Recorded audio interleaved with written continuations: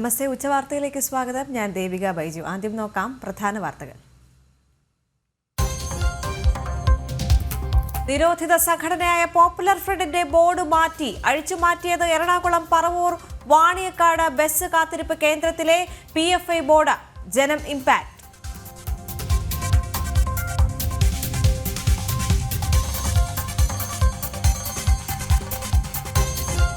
നിരോധിത ഭീകര സംഘടന PFIക്ക് മറതീർക്കാൻ SDPI നടത്തിയത് ആസൂത്രിത നീക്കങ്ങൾ. ശ്രമം നടന്നത് പുതിയ യുവജന സംഘടന രൂപീകരിക്കാൻ. ചരിത്ര പുരുഷന്മാരെ അധിക്ഷേപിച്ച NCHDRന്റെ ഫേസ്ബുക്ക് പോസ്റ്റ്.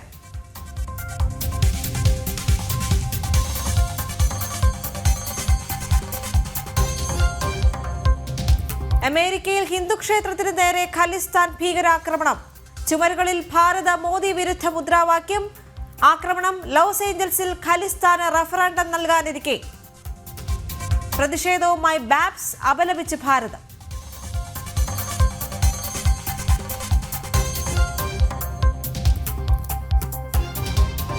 ആറ്റുകാൽ ക്ഷേത്രത്തിൽ പോലീസ് ഉദ്യോഗസ്ഥയ്ക്ക് CPM കൗൺസിലറുടെ മർദ്ദനം. ഡ്യൂട്ടിക്കിടെയുണ്ടായ വനിതാ പോലീസിനെ കയ്യേറ്റം ചെയ്ത നടപടിക്കെതിരെ വൻ പ്രതിഷേധം. ജനകീയ മാർച്ച് നടത്തി BJP.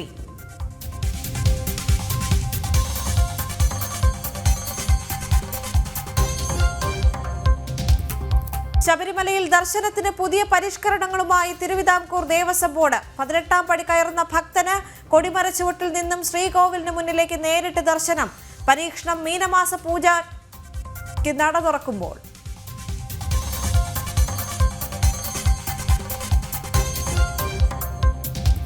നേരത്തെ നിങ്ങൾ തന്നെ റിപ്പോർട്ട് ചെയ്ത പോലെ, ഇപ്പോഴല്ല 4-5 മാസം മുമ്പ് നിങ്ങൾ റിപ്പോർട്ട് ചെയ്തതുപോലെ നവീൻ ബാബു അങ്ങനെ ഏതെങ്കിലും വിധത്തിലുള്ള ഒരു അഴിമതി നടത്തിയതായി അവർ കണ്ടെത്തിയിട്ടില്ല എന്ന കാര്യം അന്വേഷണങ്ങളുടെയും രേഖകളുടെ പരിശോധനയുടെ അടിസ്ഥാനത്തിൽ പ്രത്യേകമായിട്ടുള്ള ഒരു വൈകലോ പിന്നെ ഒരു പ്രത്യേകമായൊരു ഡിലേയോ പ്രത്യേകമായ ഏതെങ്കിലും വിധത്തിലുള്ള സംഭവങ്ങളോ ഉണ്ടായതായി അവർ കണ്ടെത്തിയിട്ടില്ല എന്ന് കാണിച്ചുകൊണ്ടുള്ള റിപ്പോർട്ട് സമർപ്പിക്കപ്പെടുകയും ആർക്കാണ് വീഴ്ചയെന്ന് അന്വേഷിക്കാനുള്ള ഏർപ്പാട് നടത്തുന്നൊരു ഏജൻസി ഉണ്ട്. ADM നവീൻ ബാബു കുറ്റക്കാരനല്ല എന്ന റവന്യൂ മന്ത്രി. PP ദിവ്യയ്ക്ക് തെറ്റുപറ്റിയോ എന്ന ചോദ്യത്തിന് മുന്നിൽ ഉരുണ്ടു കളിച്ച് മന്ത്രി K രാജൻ. പമ്പുടമ പ്രശാന്ത് വാട്സാപ്പ് വഴി പരാതി നൽകിയത് AKG സെന്ററിലെന്ന മൊഴി. ദിവ്യയെ തള്ളിപ്പറഞ്ഞ CPM സംസ്ഥാന സെക്രട്ടറി.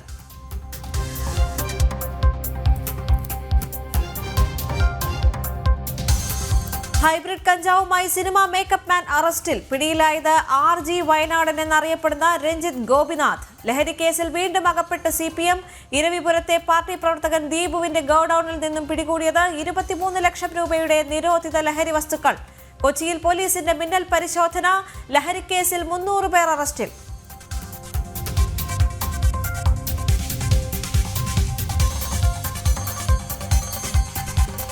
കാസർഗോഡ് കാണാതായ പെൺകുട്ടിയും യുവാവും മരിച്ച നിലയിൽ. പൈവഗഡിയിൽ നിന്ന് കാണാതായത് 15-കാരിയെയും 42-കാരനെയും. 26 ദിവസം മുൻപ്. മൃതദേഹങ്ങൾ ഇത്രയും ദിവസത്തെ പഴക്കമെന്ന് നിഗമനം. പോലീസിന് സംഭവിച്ചത് ഗുരുതര വീഴ്ച.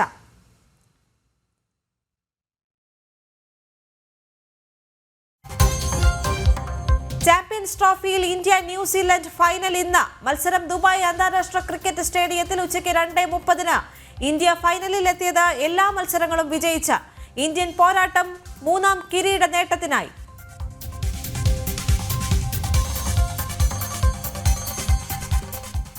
റിപ്പോർട്ടുകളിലേക്ക്. നിരോധിത ഭീകര സംഘടന PFIക്ക് മറതീർക്കാൻ SDPI നടത്തിയത് ആസൂത്രിത നീക്കങ്ങൾ. PFI ഭീകരവാദത്തിന് മറയായി പുതിയ യുവജന സംഘടന രൂപീകരിക്കാനായിരുന്നു ശ്രമം. എന്നാൽ കേന്ദ്ര ഇന്റലിജൻസ് സംവിധാനങ്ങൾ നിരീക്ഷണം ശക്തമാക്കിയതോടെ PFI ഭീകരവാദികൾക്ക് അംഗത്വം നൽകാനുള്ള പുതിയ സംഘടനാ നീക്കം പാളുകയായിരുന്നു. PFIക്ക് ലഭിച്ചിരുന്ന വിദേശ ഫണ്ടുകൾ നിലച്ചതും നീക്കങ്ങൾക്ക് തിരിച്ചടിയായി. നിരോധിത ഭീകര സംഘടന PFIയുടെ രാഷ്ട്രീയ മുഖമായ SDPI നിലവിലെ തൊഴിലാളി വനിതാ സംഘടനകൾക്ക് പുറമെയായിരുന്നു യുവജന സംഘടന കൂടി രൂപീകരിക്കാൻ ശ്രമിച്ചത്. PFI നേതാക്കളായിരുന്നു ഇതിന്റെയെല്ലാം ആസൂത്രകർ. 2023 സെപ്റ്റംബറിൽ തന്നെ ഇത് സംബന്ധിച്ച വിവരങ്ങൾ പുറത്തു വന്നിരുന്നു. ഡിസംബറിൽ പുതിയ സംഘടനയുടെ പ്രഖ്യാപനവും ലക്ഷ്യമിട്ടിരുന്നു. ആദ്യഘട്ടത്തിൽ ഭീകര സംഘടനയിലെ നേതാക്കളെ ഒഴിവാക്കി അംഗങ്ങൾക്ക് സംഘടനയിൽ അംഗത്വം നൽകുകയും പതുക്കെ PFIയുടെ മറ്റൊരു രൂപമാക്കി മാറ്റാനുമായിരുന്നു ആലോചന. ഇതിനായി SDPI തലത്തിൽ പരസ്യയോഗങ്ങളും PFIയിൽ ഉണ്ടായിരുന്നവരുടെ രഹസ്യയോഗങ്ങളും നിരവധി തവണ നടന്നു. പോപ്പുലർ ഫ്രണ്ട് ശക്തി കേന്ദ്രങ്ങളിലായിരുന്നു യോഗങ്ങൾ. PFIക്കും ക്യാമ്പസ് ഫ്രണ്ടിനും ബദലും എന്നാൽ അതേ ആശയങ്ങളുടെ പ്രചാരണത്തിനുമായുള്ള സംഘടനയാണ് ആലോചനയിലുണ്ടായിരുന്നത്. വിവരങ്ങൾ പുറത്താവുകയും IB നിരീക്ഷണങ്ങൾ ശക്തമാകുകയും ചെയ്തോടെ STPI പിൻവലിഞ്ഞു. STPIയുടെ സാമ്പത്തിക ശക്തിയായിരുന്ന PFI നിരോധിക്കപ്പെട്ടതോടെ ഫണ്ട് വരവ് കാര്യമായി നിലച്ചിരുന്നു. നേരത്തെ സിമി, പിന്നീട് PFI നിരോധിക്കപ്പെട്ടതോടെ ചേക്കേറാൻ മറ്റൊരു സംഘടന, അതുതന്നെയാണ് മതഭീകരവാദികൾ ലക്ഷ്യമിട്ടിരുന്നത്. ഭീകരവാദ ആശയങ്ങൾ പ്രചരിപ്പിക്കാനും രാജ്യവിരുദ്ധതയ്ക്കും ഒരു സംഘടന. അത്തരം പ്രവർത്തനങ്ങളെ മുളയിലെ നുള്ളുക തന്നെ വേണം. ജിജീഷ് കരുണാകരൻ, ജനം, കൊച്ചി. എറണാകുളം പറവൂർ വാണിയക്കാട് സ്ഥാപിച്ചിരുന്ന ബസ് കാത്തിരിപ്പ് കേന്ദ്രത്തിലെ നിരോധിത സംഘടനയായ പോപ്പുലർ ഫ്രണ്ടിന്റെ ബോർഡ് മാറ്റി. ജനം TV വാർത്തയ്ക്ക് പിന്നാലെയാണ് നടപടി. നിരോധിത സംഘടനയുടെ പേര് പ്രദർശിപ്പിക്കാൻ പാടില്ലെന്നിരിക്കെ ബസ് ഷെൽട്ടർ നീക്കം ചെയ്യാത്തത് പോലീസ് വീഴ്ചയാണെന്നാണ് വിമർശനം ഉയർന്നിരുന്നത്. PFIയോട് പോലീസ് സ്വീകരിക്കുന്ന മൃദു സമീപനത്തിന് തെളിവായും ഇത് ചൂണ്ടിക്കാട്ടിയിരുന്നു.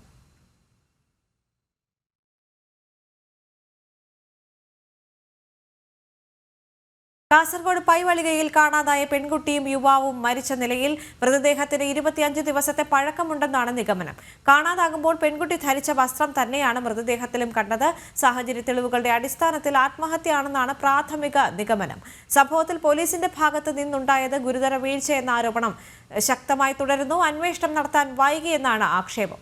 അനഘ ഹർഷൻ ചേരുന്നുണ്ട്. അനഘ, ഇപ്പോഴും ഇൻക്വസ്റ്റ് നടപടികൾ പുരോഗമിക്കുന്നു എന്ന് മനസ്സിലാക്കാൻ സാധിക്കുന്നുണ്ട്. 25 ദിവസത്തോളം പഴക്കമുണ്ട് മൃതദേഹത്തിന് എന്ന് പറയുമ്പോൾ കാണാതായ ആ ദിവസം തന്നെ ആയിരിക്കാം ഇവർ ചിലപ്പോൾ ആത്മഹത്യ ചെയ്തിരിക്കുക, അല്ലേ?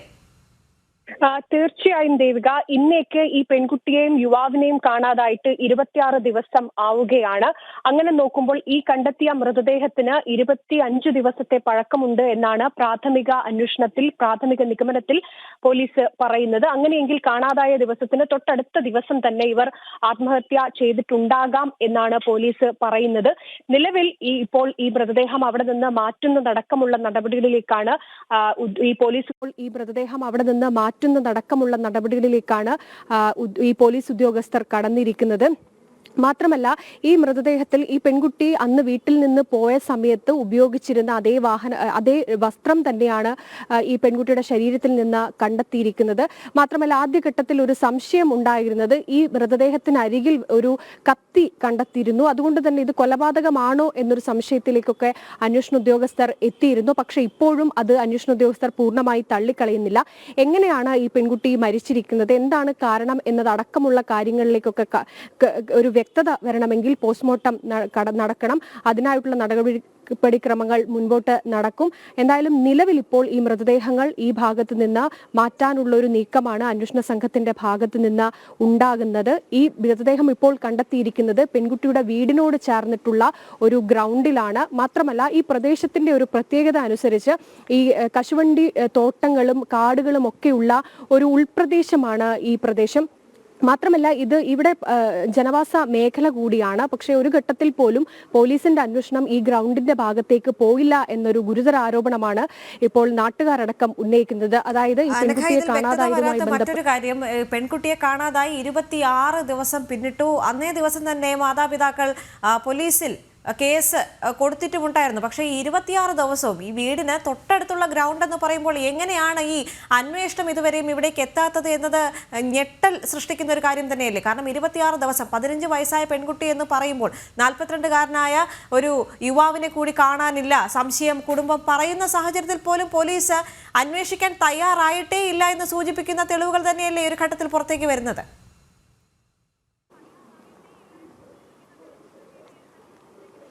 തീർച്ചയായും ദേവിക, അതായത് കുടുംബം ഈ പെൺകുട്ടിയെ കാണാതായ ദിവസം തന്നെ പോലീസ് സ്റ്റേഷനിലെത്തി കൃത്യമായി ഈ വിവരങ്ങൾ പോലീസിന് കൈമാറിയിരുന്നു. മാത്രമല്ല, ഈ യുവാവിനൊപ്പം പോയതാകാം, അല്ലെങ്കിൽ ആ യുവാവിനെയും കാണുന്നില്ല എന്നതടക്കമുള്ള കാര്യങ്ങൾ കൂടി പോലീസിനോട് ഇവർ പറഞ്ഞിരുന്നു. ഈ മരിച്ച പ്രദീപിനും ഈ പെൺകുട്ടിയുടെ കുടുംബവുമായി നല്ല ബന്ധമുണ്ട്. ഈ പെൺകുട്ടിയുടെ അച്ഛനുമായി ബന്ധപ്പെട്ട്, അച്ഛന് ചില അസുഖങ്ങൾ ഉണ്ടായിരുന്നു, അതുമായി ബന്ധപ്പെട്ട് ആ ചികിത്സയ്ക്കൊക്കെ ഇടപെട്ടത് ഈ യുവാവായിരുന്നു. അങ്ങനെ ഈ പെൺകുട്ടിയുടെ കുടുംബവുമായി ഈ യുവാവിന് നല്ല അടുപ്പം ഉണ്ടായിരുന്നു. അങ്ങനെ ഈ പെൺകുട്ടിയെ കാണാതായ ദിവസം ഈ പെൺകുട്ടിയുടെ അമ്മ ആദ്യം വിളിച്ചത് ഈ യുവാവിനെയാണ്, ഈ പ്രദീപ് എന്ന് പറയുന്ന യുവാവിനെയായിരുന്നു. പക്ഷെ യുവാവിനെയും ഫോൺ വിളിച്ച് കിട്ടാത്തൊരു സാഹചര്യം ഉണ്ടായി. അങ്ങനെയാണ് ഈ പെൺകുട്ടിയെയും യുവാവിനെയും കാണുന്നില്ല എന്ന് പറഞ്ഞുകൊണ്ട് പോലീസ് സ്റ്റേഷനിലെത്തി പെൺകുട്ടിയുടെ കുടുംബം പരാതി നൽകുന്നത്. പക്ഷെ ആദ്യഘട്ടത്തിൽ പോലീസ് പറഞ്ഞിരുന്നത് ഇവർ പരസ്പരം ഒളിച്ചോടിയതായിരിക്കാം എന്ന നിഗമനത്തിലേക്ക് പോലീസ് സ്വമേധയാ എത്തുകയാണ് ചെയ്തത്. അതുകൊണ്ടാണ് കൃത്യമായ ഒരു അന്വേഷണം പോലീസ് നടത്താത്തത് എന്നാണ് ഈ പ്രദേശത്തെ നാട്ടുകാരടക്കം പറയുന്നത്. മാത്രമല്ല ഈ 2 ദിവസം കഴിഞ്ഞ ദിവസം ഈ വാർത്താ മാധ്യമങ്ങളിലൊക്കെ വന്ന് വലിയ ചർച്ചയായതിനു ശേഷമാണ് പോലീസിന്റെ ഭാഗത്ത് നിന്ന് കൃത്യമായൊരു ഇടപെടൽ ഉണ്ടാകുന്നത്. 15 വയസ്സുകാരിയായ ഒരു പെൺകുട്ടി ഒരു യുവാവിനൊപ്പം പോയി എന്ന ഒരു നിഗമനത്തിലേക്ക് പോലീസ് എത്താൻ പാടുള്ളതല്ല. കാരണം ആ കുട്ടി മൈനറാണ്. കാരണം 15 വയസ്സായെങ്കിൽ തട്ടിക്കൊണ്ടുപോകൽ അടക്കമുള്ള കേസുകൾ നിലനിൽക്കുന്ന സാഹചര്യമുണ്ട്. അതിലേക്കെല്ലാം വരാൻ അനഘ ഇനി വരുന്ന മണിക്കൂറുകളിലും കൂടുതൽ അപ്ഡേറ്റുകളുമായി തുടരുക. കാസർഗോഡ് കാണാതായ പെൺകുട്ടിയും യുവാവും മരിച്ച നിലയിൽ കണ്ടെത്തിയതിന് പിന്നാലെ ഇൻക്വസ്റ്റ് നടപടികൾ പുരോഗമിക്കുകയാണ്. പോലീസ് അവിടെ നിന്നും മൃതദേഹങ്ങൾ മാറ്റുന്നു എന്നാണ് ഏറ്റവും പുതിയ വിവരം. മറ്റു വാർത്തകളിലേക്ക് കൂടി എത്തുമ്പോൾ ADM നവീൻ ബാബു അഴിമതി നടത്തിയതായി കണ്ടെത്തിയിട്ടില്ല എന്ന റവന്യൂ മന്ത്രി K Rajan. Land revenue joint commissioner report പുറത്തു വന്നതിന് പിന്നാലെയാണ് പ്രതികരണം. വകുപ്പിലെ ഉദ്യോഗസ്ഥർക്ക് വീഴ്ച പറ്റിയിട്ടുണ്ടോ എന്ന് മാത്രമാണ് അന്വേഷിച്ചത്. ബാക്കിയുള്ള നടപടികൾ അന്വേഷണ സംഘം കണ്ടെത്തട്ടെ എന്ന് മന്ത്രിയുടെ പ്രതികരണം. PP ദിവ്യയുടെ ഭാഗത്തു നിന്നും വീഴ്ച സംഭവിച്ചതായി റിപ്പോർട്ടിൽ പറയുന്നുണ്ടെങ്കിലും മന്ത്രിയുടെ പ്രതികരണത്തിൽ എവിടെയും പറയുന്നില്ല. നേരത്തെ നിങ്ങൾ തന്നെ റിപ്പോർട്ട് ചെയ്ത പോലെ, ഇപ്പോഴല്ല 4-5 മാസം മുമ്പ് നിങ്ങൾ റിപ്പോർട്ട് ചെയ്തതുപോലെ നവീൻ ബാബു അങ്ങനെ ഏതെങ്കിലും വിധത്തിലുള്ള ഒരു അഴിമതി നടത്തിയതായി അവർ കണ്ടെത്തിയിട്ടില്ല എന്ന കാര്യം അന്വേഷണങ്ങളുടെയും രേഖകളുടെ പരിശോധനയുടെ അടിസ്ഥാനത്തിൽ പ്രത്യേകമായിട്ടുള്ള ഒരു വൈകലോ പിന്നെ ഒരു പ്രത്യേകമായൊരു ഡിലേയോ പ്രത്യേകമായ ഏതെങ്കിലും വിധത്തിലുള്ള സംഭവങ്ങളോ ഉണ്ടായതായി അവർ കണ്ടെത്തിയിട്ടില്ല എന്ന് കാണിച്ചുകൊണ്ടുള്ള റിപ്പോർട്ട് സമർപ്പിക്കപ്പെടുകയും ആർക്കാണ് വീഴ്ചയെന്ന് അന്വേഷിക്കാനുള്ള ഏർപ്പാട് നടത്തുന്ന ഒരു ഏജൻസി ഉണ്ട്. ഇത്തിരി വൈകി നമ്മൾ വരാൻ ഞാൻ വളരെ കൃത്യമായി പറഞ്ഞു. അത് അന്വേഷിക്കാൻ ഒരു ഏജൻസി ഉണ്ട്. റവന്യൂ അന്വേഷിച്ചത് ഈ പറയപ്പെടുന്ന ആകാശത്തിലുള്ള ആരോപണങ്ങളിൽ ഏതെങ്കിലും വിധത്തിൽ രേഖകൾ പരിശോധിച്ച് അതിലൊരു കുറ്റം കണ്ടിട്ടുണ്ടോ അതില്ല എന്നാണ്. ADM നവീൻ ബാബുവിന്റെ മരണവുമായി ബന്ധപ്പെട്ട PP ദിവ്യയുടെ മനഃപൂർവ്വമുള്ള ഇടപെടലുകളെ കുറിച്ചുള്ള റിപ്പോർട്ട് പുറത്തു വന്നതിന് പിന്നാലെയാണ് മന്ത്രിയുടെ പ്രതികരണം. വകുപ്പിലെ ഉദ്യോഗസ്ഥരുടെ ഭാഗത്തു നിന്നും വീഴ്ച ഉണ്ടായിട്ടുണ്ടോ എന്ന കാര്യം മാത്രമാണ് അന്വേഷണ റിപ്പോർട്ടിലൂടെ പുറത്തു വന്നിട്ടുള്ളത്. ഈ റിപ്പോർട്ട് മാസങ്ങൾക്ക് മുന്നേ വന്നതാണ്. മുഖ്യമന്ത്രിയും റവന്യൂ മന്ത്രിയും റിപ്പോർട്ട് കണ്ടുവെന്നും മന്ത്രി പറയുന്നു. ADM നവീൻ ബാബുവിന്റെ ഭാഗത്തു നിന്നും വീഴ്ച ഉണ്ടായിട്ടില്ല. അങ്ങനെയെങ്കിൽ PP ദിവ്യയുടെ ഭാഗത്തു നിന്നും വീഴ്ച ഉണ്ടായോ എന്ന ചോദ്യത്തിന് മന്ത്രിക്ക് വ്യക്തമായ മറുപടിയുമില്ല. അതേസമയം TV പ്രശാന്ത് മുഖ്യമന്ത്രിക്കോ വിജിലൻസിനോ ADMനെതിരെ പരാതി നൽകിയിട്ടില്ല എന്നാണ് ലാൻഡ് റവന്യൂ ജോയിന്റ് കമ്മീഷണർക്ക് മൊഴി നൽകിയിട്ടുള്ളത്. പരാതി നൽകിയത് AKG സെന്ററിലെ ഓഫീസ് സെക്രട്ടറിയായ ബിജു കണ്ടക്കൈക്കാണ്. അതും വാട്സപ്പിലൂടെ. ആ പരാതിയാണ് പിന്നീട് മുഖ്യമന്ത്രിക്ക് നൽകിയതെന്ന വ്യാജേന പ്രചരിച്ചത്. കൂടാതെ കണ്ണൂർ ജില്ലാ കളക്ടർ അരുൺ കെ വിജയനുമായി നവീൻ ബാബു നല്ല ബന്ധത്തിലല്ലായിരുന്നുവെന്നും റിപ്പോർട്ടിൽ പറയുന്നു. PP ദിവ്യ ബോധപൂർവം തയ്യാറാക്കിയ പദ്ധതികൾക്ക് പിന്നാലെയാണ് നവീൻ ബാബു ആത്മഹത്യ ചെയ്തത്. എന്നാൽ PP ദിവ്യയെ സംരക്ഷിക്കാൻ പാർട്ടിക്കപ്പുറം സർക്കാരും മൗനം പാലിക്കുന്നുവെന്ന് പകൽ പോലെ വ്യക്തം. ജനം, തിരുവനന്തപുരം. പാർലമെന്റിന്റെ ബജറ്റ് സമ്മേളനത്തിന്റെ 2ാം ഘട്ടത്തിന് നാളെ തുടക്കമാകും. വഖഫ് നിയമ ഭേദഗതി ബില്ല് ഈ സമ്മേളന കാലയളവിൽ സഭയിൽ അവതരിപ്പിക്കും. നിയമ ഭേദഗതി പരിശോധിച്ച സംയുക്ത പാർലമെന്ററി കമ്മിറ്റിയുടെ റിപ്പോർട്ട് നേരത്തെ പാർലമെന്റിൽ സമർപ്പിച്ചിരുന്നു. അതേസമയം മണിപ്പൂർ വഖഫ് വിഷയങ്ങളിൽ പ്രതിഷേധിക്കാനാണ് പ്രതിപക്ഷ നീക്കം. രാഷ്ട്രപതിയുടെ നയപ്രഖ്യാപന പ്രസംഗത്തോടെ ആരംഭിച്ച പാർലമെന്റിന്റെ ബജറ്റ് സമ്മേളനത്തിന്റെ 2ാം ഘട്ടമാണ് നാളെ ആരംഭിക്കുക. ഏപ്രിൽ 4 വരെയാണ് സമ്മേളന കാലാവധി നിശ്ചയിച്ചിട്ടുള്ളത്. വഖഫ് നിയമ ഭേദഗതി ബില്ലായിരിക്കും ഈ സമ്മേളനത്തിലെ പ്രധാന ചർച്ചാ വിഷയം. ഈ സമ്മേളന കാലയളവിൽ തന്നെ ബില്ല് ലോക്സഭയിലും രാജ്യസഭയിലും അവതരിപ്പിക്കുമെന്നാണ് റിപ്പോർട്ട്. നിയമ ഭേദഗതി പരിശോധിച്ച സംയുക്ത പാർലമെന്ററി കമ്മിറ്റി 14 മാറ്റങ്ങൾ ശുപാർശ ചെയ്തുകൊണ്ട് അന്തിമ റിപ്പോർട്ട് നേരത്തെ പാർലമെന്റിൽ സമർപ്പിച്ചിരുന്നു. വഖഫ് ബോർഡുമായി ബന്ധപ്പെട്ട പ്രശ്നങ്ങൾ നിലനിൽക്കുന്ന സ്ഥലങ്ങളിൽ നേരിട്ട് സന്ദർശിച്ച് വിവരശേഖരണം നടത്തിയാണ് ജഗദാംബിക പാൽ MP അധ്യക്ഷനായ കമ്മിറ്റി റിപ്പോർട്ട് തയ്യാറാക്കിയത്. വഖഫ് ബോർഡ് കടിഞ്ഞാണില്ലാത്ത കുതിരയെ പോലെ രാജ്യത്ത് ഭൂമി പിടിച്ചടക്കുകയാണെന്ന് റിപ്പോർട്ട് സമർപ്പിക്കുന്നതിന് മുൻപ് കമ്മിറ്റി അംഗങ്ങൾ പ്രതികരിച്ചിരുന്നു. ഒരു രാജ്യം ഒരു തെരഞ്ഞെടുപ്പ് ബിൽ തയ്യാറായിട്ടുണ്ടെങ്കിലും ഈ സമ്മേളനത്തിൽ അവതരിപ്പിക്കുമോ എന്ന് വ്യക്തമാക്കിയിട്ടില്ല. അതേസമയം മണിപ്പൂർ ത്രിഭാഷാ നയം വഖഫ് വിഷയങ്ങളിൽ സഭയിൽ പ്രതിഷേധം സംഘടിപ്പിക്കാനാണ് പ്രതിപക്ഷ നീക്കം. ജനം, ഡൽഹി. ഇനി ചാമ്പ്യൻസ് പോരാട്ടം.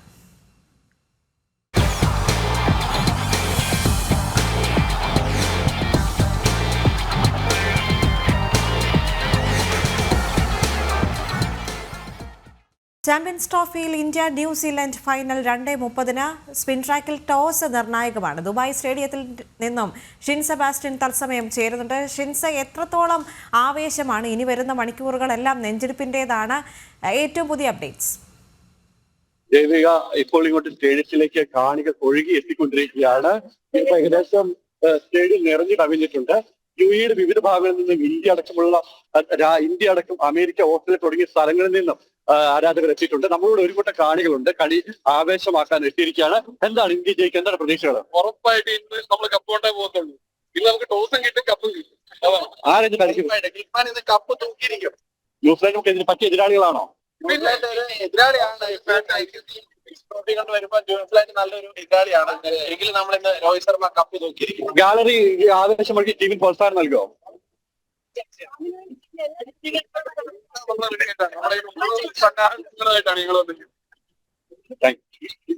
എല്ലാ ചർച്ചിലും ക്രിക്കറ്റ് ആഘോഷമൊക്കെ ഉള്ള ഇതിലാണ് ഏവരും എത്തിയിരിക്കുന്നത്. അതുകൊണ്ട് തന്നെ ഇന്ത്യൻ ആരാധകരാൽ നിറഞ്ഞിരിക്കുകയാണ് ഗാലറി. നമ്മൾ ന്യൂസിലാൻഡ് ആരാധകരെ കാണാനില്ല. എല്ലാം എത്തുന്നവർ ഭൂരിഭാഗവും ഇന്ത്യൻ ആരാധകരാണ്. ശരി ഷിൻസ്, പ്രതികരിക്കുന്നവരെല്ലാം പറഞ്ഞിട്ടുണ്ടായിരുന്നു ഇന്ത്യയുടെ പോരാട്ടം കാണാനാണ് തങ്ങൾ ഇവിടെ എത്തിയിരിക്കുന്നതെന്ന്. വലിയൊരു ജനക്കൂട്ടം അവിടെ കാണാൻ സാധിക്കുന്നുണ്ട്. കൂടുതൽ സജീവമാകണമെങ്കിൽ എനിക്ക് തോന്നുന്നു ഇനി 1 മണിക്കൂറും 15 മിനിറ്റും കൂടിയാണ് ബാക്കിയുള്ളത്. പക്ഷേ സജീവമായിക്കൊണ്ടിരിക്കുന്നു സ്റ്റേഡിയം എന്നും മനസ്സിലാക്കാൻ സാധിക്കുന്നുണ്ട്. കാണികളുടെ ഇടയിൽ ഇരു കൂട്ടരുമുണ്ടല്ലോ. നമ്മൾ ഇന്ത്യയുടെ ഭാഗം മാത്രമേ കണ്ടുള്ളൂ. എന്നാലും വലിയ പോരാട്ടം ഇന്ന് ഗ്രൗണ്ടിൽ ഉണ്ടാകുമെന്നുള്ള കാര്യത്തിൽ സംശയമില്ല. നമ്മൾ പറയുകയാണെങ്കിൽ, സത്യസന്ധമായി പറയുകയാണെങ്കിൽ, ഒരു ന്യൂസിലാൻഡ് ആരാധകരെയും എനിക്ക് ഇവിടെ കാണാൻ സാധിച്ചില്ല. ഞാനിവിടെ മണിക്കൂറുകളായി ഇവിടെ ഉണ്ട്. പക്ഷെ ഒരു ന്യൂസിലാൻഡ് ഫ്ലാഗോ അത്തരത്തിലൊന്നും കാണാൻ സാധിച്ചിട്ടില്ല. ഇന്ത്യൻ ആരാധകരാണ്. ഇന്ത്യക്കാർ മാത്രമല്ല, ശ്രീലങ്കയിൽ നിന്നും പാകിസ്ഥാനിൽ നിന്നും അടക്കമുള്ള ആരാധകർ ഇന്ത്യയെ സപ്പോർട്ട് ചെയ്യാനായിട്ട് എത്തിയിരിക്കുകയാണ്. അപ്പോൾ ഗാലറി ഏകപക്ഷീയമായി എന്താണെങ്കിലും ഇന്ത്യക്ക് അനുകൂലമാണ്. അതുകൊണ്ട് ഇന്ത്യൻ ആരാധകർ, അത് ഭാരത് മാതാ കി ജയ് എന്ന വിളിയാൽ മുഖരിതമായിരിക്കും ദുബായ് രാജ്യാന്തര ക്രിക്കറ്റ് സ്റ്റേഡിയം. ന്യൂസിലാൻഡിന്റെ ആരാധകർ ഞാൻ ഇതുവരെ കണ്ടിട്ടില്ല.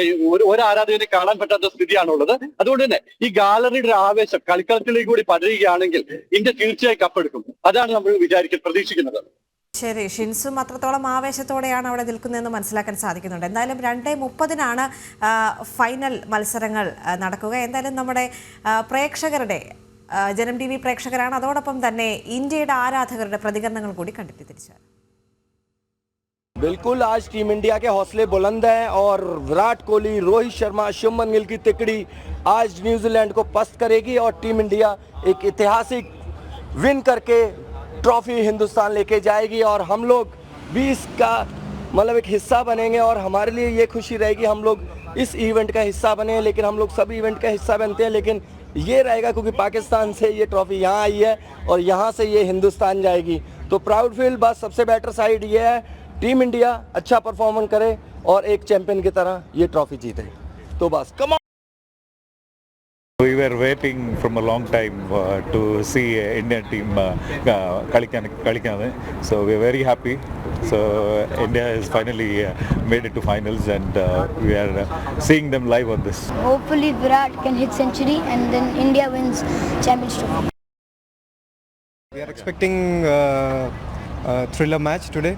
We know New Zealand is a strong team, but India will win. India has been performing well on this ground, so they are aware about the pitches and all. So yeah, hopefully India will win today. India will win 110%. We are coming from India, the state of Gujarat. Yeah, I'm coming from California. India will win today. Yeah. बहुत सारे गुजराती लोग आए. India को जीतना पड़ेगा. रोहित शर्मा, विराट कोहली, आज धमाका दिखाना पड़ेगा. और हम कैलिफोर्निया से आए हैं. മറ്റു വാർത്തകളിലേക്ക് കൂടി. ഹേമ കമ്മിറ്റി റിപ്പോർട്ടിലെ മൊഴികളുടെ അടിസ്ഥാനത്തിലെടുത്ത കേസുകൾ അവസാനിപ്പിക്കാൻ പോലീസ്. കമ്മിറ്റിക്ക് മൊഴി നൽകിയവരാരും അന്വേഷണത്തോട് സഹകരിക്കുന്നില്ല എന്നും പോലീസ് വ്യക്തമാക്കി. സഹകരണമില്ലെങ്കിൽ അന്വേഷണം അവസാനിപ്പിക്കുന്നതായി ഈ മാസാവസാനം കോടതിയെ അറിയിക്കും. അതേസമയം പരാതിയുടെ അടിസ്ഥാനത്തിലെടുത്ത കേസുകൾ തുടരും. 6 വർഷം സർക്കാർ പൊളിച്ചുവെച്ച ഹേമ കമ്മിറ്റി റിപ്പോർട്ട് പുറത്തു വന്നതിന് പിന്നാലെ സംസ്ഥാനത്തുണ്ടായത് കേസുകളുടെയും പരാതികളുടെയും കുത്തൊഴുക്ക്. കേസുകൾ എടുത്തത് 2 രീതിയിൽ. 1 നേരിട്ട് ലഭിച്ച പരാതികളിൽ, 2 ഹേമ കമ്മിറ്റി റിപ്പോർട്ടിലെ മൊഴികളുടെയും വെളിപ്പെടുത്തലുകളുടെയും അടിസ്ഥാനത്തിൽ. സംവിധായകൻ രഞ്ജിത്തും സിദ്ദീഖും മുകേഷും ജയസൂര്യയും ഉൾപ്പെടെ 40-ലേറെ പേർ വിവിധ കേസുകളിൽ പ്രതികളുമാണ്. കമ്മിറ്റി റിപ്പോർട്ടിലെ മൊഴികളിൽ 35 കേസുകൾ പോലീസ് രജിസ്റ്റർ ചെയ്തിരുന്നു. കേസെടുത്തെങ്കിലും അന്വേഷണം മുന്നോട്ട് കൊണ്ടുപോകാനാതെ വട്ടം ചുറ്റുകയാണ് പോലീസ്. കമ്മിറ്റിയുടെ മുന്നിൽ വെളിപ്പെടുത്തൽ നടത്തിയവരെ പലവട്ടം ബന്ധപ്പെട്ടെങ്കിലും പോലീസിന് മൊഴി നൽകാൻ ആരും തയ്യാറാകാത്തതാണ് പ്രതിസന്ധി. കേസുമായി മുന്നോട്ട് പോകാൻ താല്പര്യമില്ലെന്നാണ് പലരുടെയും നിലപാട്. ഹേമ കമ്മിറ്റിക്ക് മൊഴി നൽകിയ സാഹചര്യം ഇപ്പോഴില്ലെന്നും പലരും മറുപടി നൽകുന്നു. മൊഴി നൽകണമെന്നാവശ്യപ്പെട്ട് കോടതി വഴി അയച്ച നോട്ടീസിനും ആരും മറുപടി നൽകിയില്ല. സഹകരണമില്ലെങ്കിൽ അന്വേഷണത്തിന് സാധ്യതയില്ലെന്ന് കോടതിയിൽ റിപ്പോർട്ട് നൽകി നടപടികൾ അവസാനിപ്പിക്കാൻ ഒരുങ്ങുകയാണ് പോലീസ്. അതേസമയം പരാതിയുടെ അടിസ്ഥാനത്തിൽ രജിസ്റ്റർ ചെയ്ത കേസുകളിൽ അന്വേഷണവും നടപടികളും തുടരും. 9 കേസുകളിലാണ് നിലവിൽ കുറ്റപത്രം നൽകിയത്. ജനം, തിരുവനന്തപുരം. പാലക്കാട് എലപ്പള്ളി മദ്യനിർമ്മാണശാലയിൽ നിന്നും CPM-ഉം കോൺഗ്രസും പണം കൈപ്പറ്റിയെന്ന ആരോപണത്തിൽ കേന്ദ്ര ഏജൻസികൾക്ക് പരാതി നൽകി BJP. OSS കമ്പനിയിൽ നിന്ന് CPM 2 കോടി രൂപയും കോൺഗ്രസ് 1 കോടി രൂപയും കൈപ്പറ്റിയെന്ന് ചൂണ്ടിക്കാട്ടിയാണ് BJP കേന്ദ്ര ഏജൻസികൾക്ക് പരാതി നൽകിയിരിക്കുന്നത്.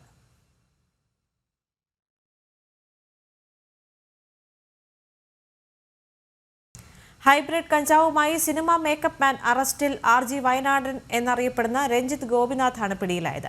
45 ഗ്രാം കഞ്ചാവും ഇയാളിൽ നിന്ന് പിടികൂടിയിട്ടുണ്ട്. ആവേശം, പൈങ്കിളി, സൂക്ഷ്മദർശിനി, രോമാഞ്ചം, ജാനേമൻ തുടങ്ങിയ സിനിമകളിൽ മേക്കപ്പ് മാൻ ആയിരുന്നു ഇയാൾ. സുബിൻ തോമസ് ചേരുന്നുണ്ട് വിവരങ്ങളുമായി.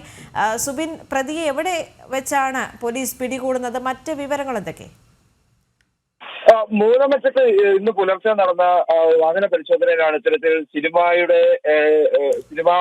മേഖലയിൽ പ്രവർത്തിക്കുന്ന മേക്കപ്പ് ആർട്ടിസ്റ്റായ രഞ്ജിത്തിനെ പോലീസ് എക്സൈസ് പിടികൂടുന്നത്. RG വയനാട് എന്നാണ് ഇയാൾ അറിയപ്പെടുന്നത്. യുവത്വം ഏറ്റെടുത്ത ആവേശം, പൈങ്കിളി, സൂക്ഷ്മദർശിനി, അതുപോലെ തന്നെ രോമാഞ്ചം, ജാനമൻ തുടങ്ങിയ സിനിമകളിൽ മേക്കപ്പ് മാനായിരുന്നു ഇയാൾ. ഈ പുലർച്ചെ നടന്ന വാഹന പരിശോധനയിൽ ഇയാളുടെ കയ്യിൽ നിന്നും വളരെ വീര്യം കൂടിയ ഹൈബ്രിഡ് ഇനത്തിൽപ്പെടുന്ന കഞ്ചാവാണ് പിടികൂടിയത്. 45 ഗ്രാം കഞ്ചാവ് ഇയാളിൽ നിന്ന് കണ്ടെടുത്തിട്ടുണ്ട്. ഈ സിനിമാ മേഖല സംബന്ധിച്ച് സിനിമാ മേഖലയിൽ നിന്നുള്ള ഈ ലഹരിയുമായി ബന്ധപ്പെട്ടുള്ള അന്വേഷണം നടക്കുന്നതിനിടെയാണ് ഇത്തരത്തിൽ ഈ ഒരു ഈ പ്രമുഖ സിനിമയിലെ തന്നെ പ്രമുഖ നടന്മാരുമായും അതുപോലെ തന്നെ നായികമാരുമായും ഈ നിർമ്മാതാക്കളുമൊക്കെയായി ബന്ധപ്പെട്ട് നിൽക്കുന്ന ഈ രഞ്ജിത്ത് പിടിയിലാവുന്നത്. നിലവിൽ ഇപ്പോൾ ഇയാൾ എക്സൈസ്, അതായത് മൂലമറ്റം എക്സൈസ് ഓഫീസിലാണുള്ളത്. ഈ ഓപ്പറേഷൻ ക്ലീൻ സ്റ്റേറ്റിന്റെ ഭാഗമായി ഇന്നലെ ഇടുക്കി ജില്ലയിൽ വ്യാപകമായി റെയ്ഡ് നടത്തിയിരുന്നു. ആ റെയ്ഡിലാണ് നിലവിൽ ഇപ്പോൾ ഈ രഞ്ജിത്ത് പിടിയിലായിട്ടുള്ളത്. ശരി സുബിൻ. ലഹരിക്കെതിരായ പരിശോധനകൾ ശക്തമാക്കി പോലീസ്. കൊച്ചി നഗരപരിധിയിൽ ഇന്നലെ രാത്രി നടത്തിയ പരിശോധനയിൽ 77 ലഹരി കേസുകൾ രജിസ്റ്റർ ചെയ്തു. മദ്യപിച്ച് വാഹനം ഓടിച്ച 193 പേരും പിടിയിലായി. പരസ്യമായി മദ്യപിച്ച 26 പേരാണ് പോലീസിന്റെ വലയിലായത്. പനങ്ങാട് പോലീസ് സ്റ്റേഷൻ പരിധിയിൽ നിന്ന് 2 കിലോ കഞ്ചാവ് പിടികൂടി. പതിവായി ശനിയാഴ്ച രാത്രികളിൽ പോലീസിന്റെ കോമ്പിംഗ് ഓപ്പറേഷൻ നടക്കാറുണ്ട്. ലഹരി ഇടപാടുകൾ വർദ്ധിച്ച പശ്ചാത്തലത്തിൽ പരിശോധനകൾ കർശനമാക്കുകയായിരുന്നു. ഇന്നലെ രാത്രി ആരംഭിച്ച പരിശോധനകൾ ഇന്ന് പുലർച്ചെ വരെ നീണ്ടു. വ്യക്തികൾ കൈവശം വെച്ചിരുന്ന ചെറിയ അളവിലെ ഹാഷ് ഓയിലും MDMA-യുമാണ് കൂടുതലും പിടിച്ചെടുത്തത്. കൊമേഴ്സ്യൽ ക്വാണ്ടിറ്റി കേസ് 1 പിടികൂടിയത്. ലഹരി ഇടപാടുകൾ വർദ്ധിച്ചതോടെ മിന്നൽ പരിശോധനകളും ശക്തമാക്കിയിരുന്നു. സംശയാസ്പദ സാഹചര്യത്തിലുള്ള വ്യക്തികളെയും വാഹനങ്ങളെയുമാണ് പരിശോധിക്കുന്നത്. കലൂരിലും മറൈൻ ഡ്രൈവിലുമെല്ലാം മിന്നൽ പരിശോധനകൾ നടന്നിരുന്നു. ബോംബ്, ഡോഗ് സ്ക്വാഡുകളെ കൂടി ഉൾപ്പെടുത്തിയായിരുന്നു മിന്നൽ പരിശോധനകൾ. ലഹരി ഇടപാടുകൾക്കെതിരായ എക്സൈസ് പരിശോധനകളും ശക്തമാണ്. കൊച്ചി സിറ്റി പോലീസ് നടത്തിയ പരിശോധനകളിൽ നിരവധി ലഹരി ഇടപാടുകളാണ് കഴിഞ്ഞ ദിവസങ്ങളിൽ പിടിക്കപ്പെട്ടത്. ഫോർട്ട് കൊച്ചി, പള്ളുരുത്തി, മട്ടാഞ്ചേരി എന്നിടങ്ങളിൽ നിന്ന് ലഹരി പിടികൂടിയ കേസുകളിൽ 3 പേർ കൂടി പിടിയിലാവുകയും ചെയ്തിരുന്നു. ജനം, കൊച്ചി. കോഴിക്കോട് പോലീസ് പരിശോധനയിൽ പിടിക്കപ്പെടാതിരിക്കാൻ MDMA പാക്കറ്റുകൾ വിഴുങ്ങിയ യുവാവ് മരിച്ച സംഭവത്തിൽ സ്കാനിംഗ് റിപ്പോർട്ട് പുറത്ത്. 3 പാക്കറ്റുകൾ ഷാനിദ് വിഴുങ്ങിയെന്നാണ് റിപ്പോർട്ട്. ഒരു കവറിൽ കഞ്ചാവായിരുന്നെന്നും സംശയമുണ്ട്.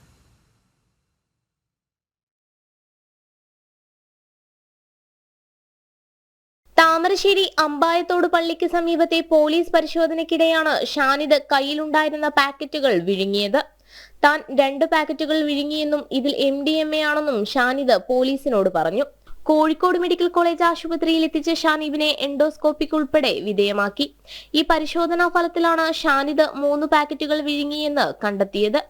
ഒരു പാക്കറ്റിൽ ഇല പോലുള്ള വസ്തുവെന്ന് സ്കാനിംഗ് റിപ്പോർട്ടിൽ പറയുന്നു. ഇത് കഞ്ചാവ് എന്നാണ് സംശയം. മറ്റു 2 പാക്കറ്റുകളിൽ MDMA-ക്ക് സമാനമായ വസ്തു കണ്ടെത്തിയെന്നും സ്കാനിംഗ് റിപ്പോർട്ടിലുണ്ട്.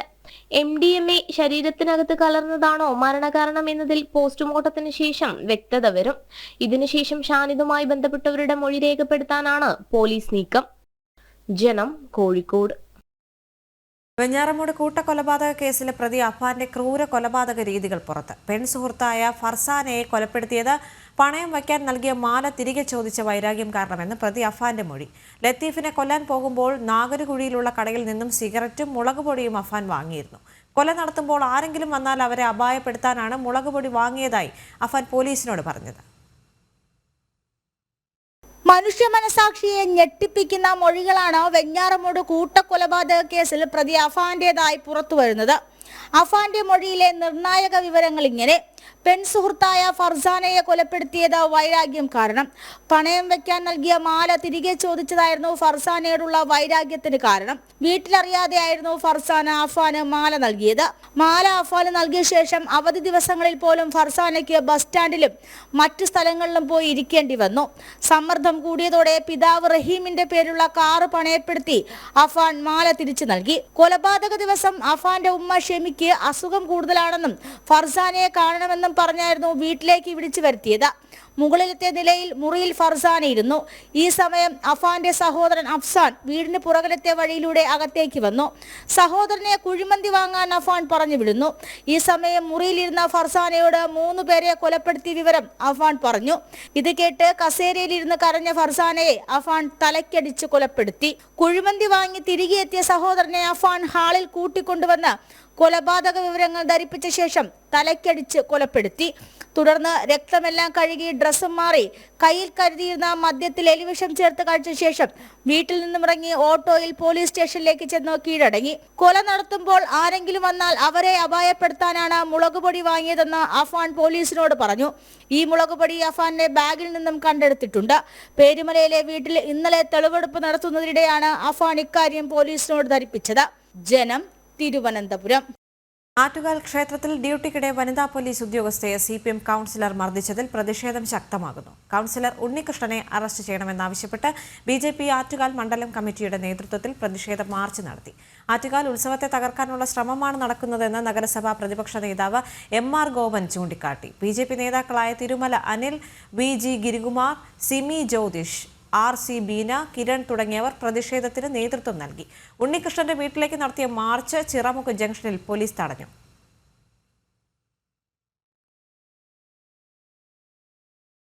വനിതാ പോലീസ് ഉദ്യോഗസ്ഥയെ മർദ്ദിച്ചതിൽ പ്രതിഷേധിച്ച് ആറ്റുകാൽ CPM കൗൺസിലറായ ഉണ്ണികൃഷ്ണന്റെ വീട്ടിലേക്ക് ബ്ലോക്ക് കോൺഗ്രസ് കമ്മിറ്റിയുടെ നേതൃത്വത്തിലും പ്രതിഷേധ ധർണ സംഘടിപ്പിച്ചു.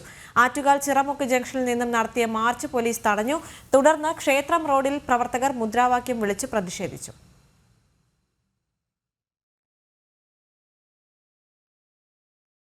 ലോകത്തിലെ ഏറ്റവും വലിയ ഷിപ്പിംഗ് കമ്പനിയായ MSCയുടെ ഏഷ്യ യൂറോപ്പ് കപ്പൽ സർവീസ് നെറ്റ്വർക്ക് ജെയ്ഡ് സർവീസിൽ ഇനി വിഴിഞ്ഞം അന്താരാഷ്ട്ര തുറമുഖവും. ജെയ്ഡ് സർവീസിലെ ആദ്യ മദർഷിപ്പ് MSC മിയ ഇന്ന് പുലർച്ചെ വിഴിഞ്ഞത്ത് നങ്കൂരമിട്ടു. ലോകത്താദ്യമായി 24 കണ്ടെയ്നർ ഡക്ക് കപ്പലുകൾ ആരംഭിച്ചതും ഈ കപ്പൽ ശ്രേണിയാണ്. 399.99 മീറ്റർ നീളവും 62 മീറ്റർ വീതിയുമുള്ള കപ്പലിന്റെ ഡ്രാഫ്റ്റ് 16 മീറ്ററാണ്. 23,756 TUS കണ്ടെയ്നർ വാഹകശേഷിയുള്ള കപ്പലിന് 19,75,000 ടൺ വഹിക്കാനുള്ള ശേഷിയുണ്ട്. ഇന്ന് പുലർച്ചെ 2:30 കൂടിയാണ് MSC മിയ തീരത്തെത്തിയത്. ചൈനയിലെ കിങ്താവോ തുറമുഖത്തിൽ നിന്ന് ആരംഭിച്ച യാത്ര ദക്ഷിണ കൊറിയയിലെ ബുസാൻ തുറമുഖം, ചൈനയിലെ നിങ്ബോ ഷൌഷാൻ തുറമുഖം, ചൈനയിലെ ഷാങ്ഹായ് തുറമുഖം, ചൈനയിലെ യാൻഡിയൻ തുറമുഖം, സിംഗപ്പൂർ തുറമുഖം വഴിയാണ് തീരത്തേക്ക് എത്തിയത്. ഇവിടെ നിന്നും കപ്പൽ സ്പെയിനിലെ വലൻസിയ തുറമുഖത്തേക്ക് യാത്ര തിരിക്കും. അവിടെ നിന്ന് സ്പെയിനിലെ ബാഴ്സലോണ തുറമുഖം, ഇറ്റലിയിലെ ജിയോ ടൗറ തുറമുഖത്ത് യാത്ര അവസാനിക്കും. കൂറ്റൻ മദർഷിപ്പ് MSC ഗൾസൺ വിഭാഗത്തിൽപ്പെടുന്നവയാണ് MSC മിയ. ഈ വിഭാഗത്തിൽ വരുന്ന കപ്പലുകൾ ആധുനിക സജ്ജീകരണത്തോടെ പ്രവർത്തിക്കുന്നതാണ്. ലോകത്താദ്യമായി 24 കണ്ടെയ്നർ ഡക്കുകൾ ആരംഭിച്ചതും ഇതേ കപ്പൽ ശ്രേണിയിലാണ്. ആധുനിക സംവിധാനങ്ങൾ ഉപയോഗിച്ചുള്ള കണ്ടെയ്നറുകളുടെ സുരക്ഷയും സംരക്ഷണവും ഈ കപ്പലുകളുടെ മറ്റൊരു പ്രത്യേകത.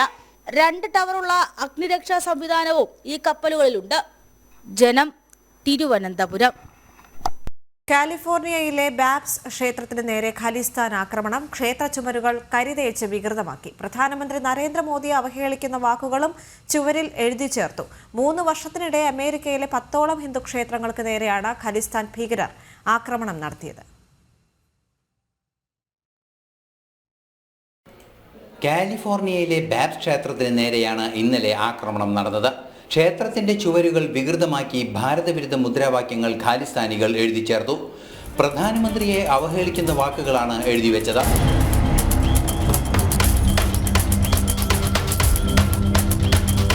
ഭാരതീയർ തിങ്ങിപ്പാർക്കുന്ന പ്രദേശങ്ങളിലെ ക്ഷേത്രങ്ങളിലാണ് ആക്രമണം നടക്കുന്നത്. അമേരിക്കയിലെ വിവിധ ഹിന്ദു ക്ഷേത്രങ്ങൾക്കെതിരെ വ്യാപകമായ ആക്രമണങ്ങൾ ഖാലിസ്ഥാനികൾ അഴിച്ചുവിടുകയാണ്. കഴിഞ്ഞ 3 വർഷത്തിനിടെ അമേരിക്കയിലെ ഹിന്ദു ക്ഷേത്രങ്ങൾക്കെതിരെ നടന്നത് 10ഓളം ആക്രമണങ്ങളാണ്. ഇക്കഴിഞ്ഞ ദിവസം ചിനോ ഹിൽസിൽ ബാബ്സ് ക്ഷേത്രത്തിൽ നടന്ന ആക്രമണത്തിന് സമാനമാണ് 10 ഇടങ്ങളിലും നടന്നത്. കാലിഫോർണിയയിൽ മാത്രം 8 ക്ഷേത്രങ്ങൾക്ക് നേരെ 3 വർഷത്തിനിടെ ആക്രമണം നടന്നു. അതിക്രമങ്ങൾ നടന്ന ക്ഷേത്രങ്ങളുടെ പട്ടിക coalition of Hindus north America പുറത്തുവിട്ടു.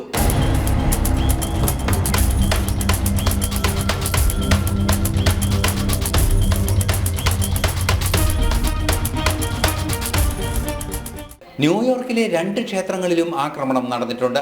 ക്ഷേത്രങ്ങൾക്കെതിരെ നടക്കുന്ന ആക്രമണങ്ങളിൽ കടുത്ത പ്രതിഷേധമാണ് അമേരിക്കയിലെ ഹിന്ദു സമൂഹത്തിൽ നിന്നും ഉയരുന്നത്. ഇന്റർനാഷണൽ ഡെസ്ക്, ജനം. സിറിയയിൽ ആഭ്യന്തര കലാപം രൂക്ഷമായി തുടരുന്നു. 1000ഓളം പേർ കലാപത്തിൽ കൊല്ലപ്പെട്ടതായാണ് വിവരം. പുറത്താക്കപ്പെട്ട പ്രസിഡന്റ് ബഷാർ അൽ അസദിന്റെ അനുകൂലികളും സൈന്യവും ശക്തമായ ഏറ്റുമുട്ടൽ തുടരുകയാണ്. മെഡിറ്ററേനിയൻ തീരമേഖലയിലാണ് ആക്രമണം വ്യാപകമാകുന്നത്.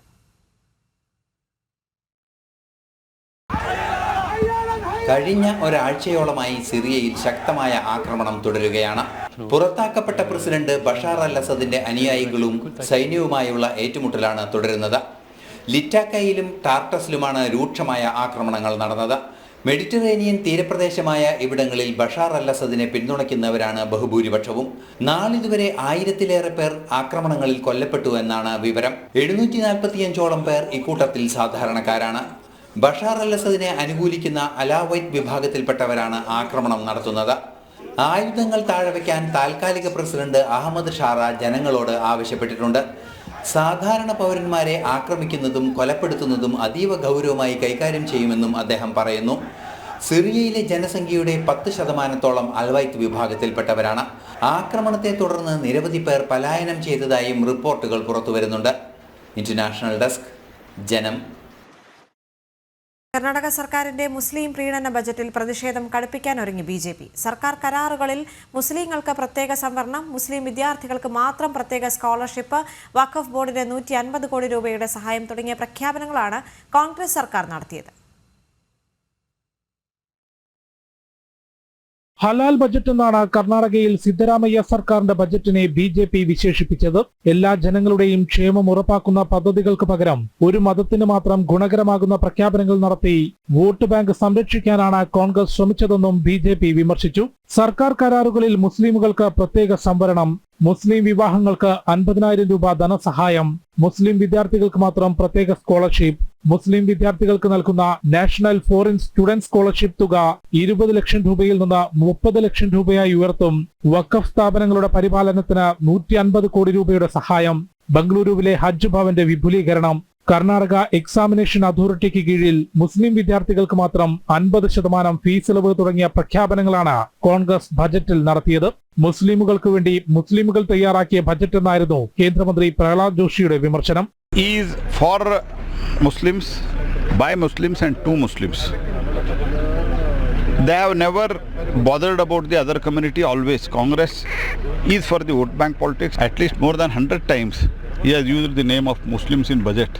It is budget, but he has used the name of Muslims. It is very, very unfortunate, and that's why it is the most communal budget. സാമ്പത്തികമായി പിന്നാക്കം നിൽക്കുന്നവർക്കും സാധാരണക്കാർക്കും ക്ഷേമ പദ്ധതികൾ ഒന്നും പ്രഖ്യാപിക്കാതെ ഒരു മതവിഭാഗത്തെ മാത്രം കൂടെ നിർത്താനാണ് സിദ്ധരാമയ്യ സർക്കാർ ശ്രമിക്കുന്നതെന്ന വിമർശനവും ശക്തമാണ്. കൂടാതെ സംസ്ഥാനം കടുത്ത സാമ്പത്തിക പ്രതിസന്ധിയിലേക്ക് പോകുമ്പോഴും വഖഫ് ബോർഡിനുൾപ്പെടെ കൂടുതൽ പണം നൽകുന്നത് പ്രതിസന്ധി രൂക്ഷമാക്കുമെന്നും രാഷ്ട്രീയ നിരീക്ഷകർ ചൂണ്ടിക്കാട്ടി. ജനം, ഡൽഹി. ഇനി ആറ്റുകാൽ പൊങ്കാല വിശേഷങ്ങളിലേക്ക്.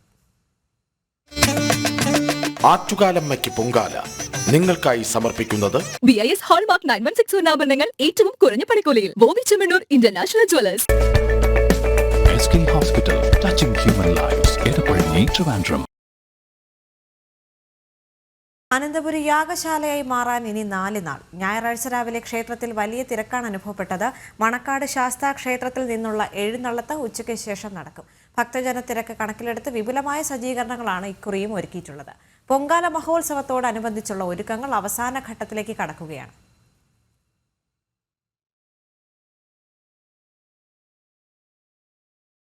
ശബരിമലയിൽ ദർശനത്തിന് പുതിയ പരിഷ്കരണങ്ങളുമായി തിരുവിതാംകൂർ ദേവസ്വം ബോർഡ്. 18ാം പടി കയറിയെത്തുന്ന ഭക്തന് ഫ്ലൈ ഓവറിലെ ക്യൂ ഒഴിവാക്കി ദർശനം നൽകുന്ന സംവിധാനമാണ് ഒരുക്കുന്നത്. കൊടിമരച്ചുവട്ടിൽ നിന്നും ശ്രീകോവിലിന് മുന്നിലേക്ക് അയ്യപ്പന്മാരെ നേരിട്ട് കടത്തിവിടുന്ന രീതി പരീക്ഷണ അടിസ്ഥാനത്തിൽ മീനമാസ പൂജയ്ക്ക് നട തുറക്കുമ്പോൾ നടപ്പാക്കും. 18ാം പടി കയറി ഇടത്തേക്ക് തിരിഞ്ഞ് ഫ്ലൈ ഓവറിൽ ക്യൂ നിന്ന് ദർശനം നടത്തുന്ന നിലവിലെ രീതിക്ക് മാറ്റം വരുത്താനാണ് പുതിയ സംവിധാനം. പുതിയ രീതി പ്രകാരം കൊടിമരത്തിന്റെ ഇരുവശത്തും കൂടി 2 നിരയായി അയ്യപ്പന്മാരെ കടത്തിവിട്ട് ബലിക്കൽ പുര വഴി മുന്നോട്ട് നീങ്ങാം. 2 വരികളെയും വേർതിരിക്കാൻ നീളത്തിൽ കാണിക്കവഞ്ചി സ്ഥാപിക്കും. ഇടതുവശത്തു കൂടി വരുന്നവർ അല്പം ഉയർന്ന പ്ലാറ്റ്ഫോമിലേക്കാണ് എത്തുന്നത്. ഇടത്തേക്ക് തിരിയുമ്പോൾ അയ്യപ്പ ദർശനം കഴിയും. വലതുവരിയിലൂടെ വരുന്നവർ തറനിരപ്പിൽ തന്നെയുള്ള ഭാഗത്തെത്തി ഇടത്തേക്ക് തിരികെ പോകും. 2 വരികളിലുമുള്ളവർ തമ്മിൽ കൂടിക്കലർന്ന് തിരക്കുണ്ടാകാത്ത തരത്തിലാണ് ക്രമീകരണം. ചുരുങ്ങിയത് 20 സെക്കൻഡ് സമയം ദർശനം ഉറപ്പുവരുത്തുന്നതാണ് പുതിയ ദർശന ക്രമീകരണം. പുതിയ രീതി നടപ്പാക്കുന്നതുമായി ബന്ധപ്പെട്ട നിർമ്മാണ പ്രവർത്തനങ്ങൾ പുരോഗമിക്കുകയാണ്. മറിച്ച് നമ്മൾ 18ാം പടിയിൽ കൂടി ബലിക്കലിന്റെ ഇരുവശങ്ങളിലൂടി ഞങ്ങൾ ഒരു പുതിയ സംവിധാനം ഒരുക്കുകയാണ്. അങ്ങനെ അത് സക്സസ് ആയി വന്നാൽ ഒരു ഭക്തന് ഏതാണ്ട് 20 മുതൽ 25 സെക്കൻഡ് വരെ ഭഗവാനെ തൊഴുവാൻ സാധിക്കുമെന്നുള്ളതാണ് ഇതിന്റെ പ്രത്യേകത. അത് ഈ മാസം നമ്മൾ ട്രയലായി നടത്തുകയാണ്. പരീക്ഷണാടിസ്ഥാനത്തിൽ ഇത് നടപ്പാക്കി വിജയിച്ചാൽ സ്ഥിരം ദർശന രീതിയാക്കി മാറ്റും. പുതിയ രീതി നടപ്പാക്കി വിജയിച്ചാലും ഫ്ലൈ ഓവർ നിലനിർത്തും. ക്യൂ നീളുന്ന സാഹചര്യങ്ങളുണ്ടായാൽ തിരക്ക് നിയന്ത്രണ വിധേയമാക്കാൻ ഫ്ലൈ ഓവർ ഉപയോഗിച്ചുകൊണ്ടാകും പുതിയ സംവിധാനം നടപ്പിലാക്കുക. ജനം, പത്തനംതിട്ട. മറ്റു വാർത്തകളിലേക്ക് എത്തുമ്പോൾ കരുനാഗപ്പള്ളിയിലെ വിഭാഗീയതയിൽ നടപടി. സംസ്ഥാന കമ്മിറ്റിയിൽ നിന്നും സൂസൻ കോടിയെ ഒഴിവാക്കി. 5 ജില്ലാ സെക്രട്ടറിമാരും 2 വനിതാ മന്ത്രിമാരും CPM സംസ്ഥാന കമ്മിറ്റിയിൽ ഇടം പിടിച്ചിട്ടുണ്ട്. എം മനോജ് ചേരുന്നു വിവരങ്ങളുമായി. മനോജ്, ആരൊക്കെയാണ് നിലവിൽ സംസ്ഥാന കമ്മിറ്റിയിൽ ഇടം പിടിച്ചിട്ടുള്ളത്? മറ്റ് വിവരങ്ങളും കൂടി.